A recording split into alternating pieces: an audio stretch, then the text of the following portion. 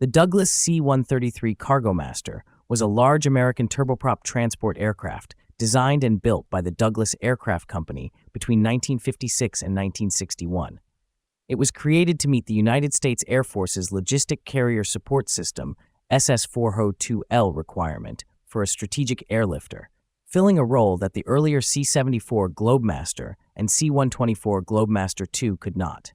The C-133 was the only turboprop-powered strategic transport operated by the United States Air Force and became an essential link in the movement of outsized cargo until it was replaced by the Lockheed C-5 Galaxy in the early 1970s.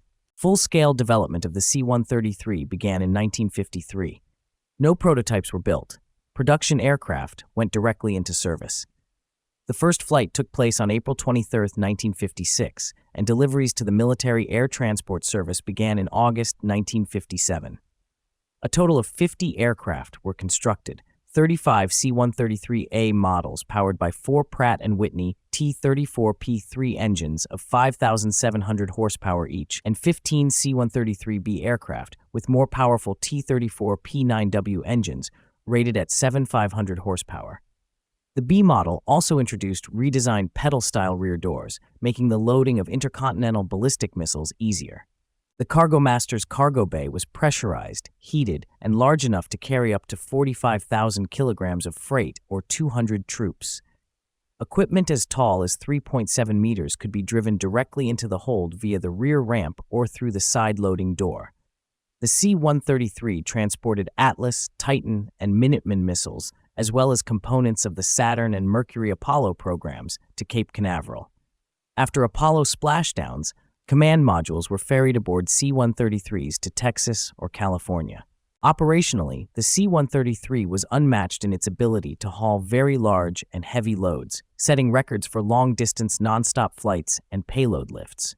However, the aircraft was plagued by structural fatigue, vibration issues, and unreliable engines. 10 were lost in accidents, a high rate compared to other transports. Aircrews respected its capabilities, but often considered it difficult and dangerous to fly. The type was retired in 1971 after fewer than 15 years of service. Most were scrapped at Davis-Monthan Air Force Base, though some found limited civilian use. One C-133B flew with Northern Air Cargo in Alaska as late as 1976.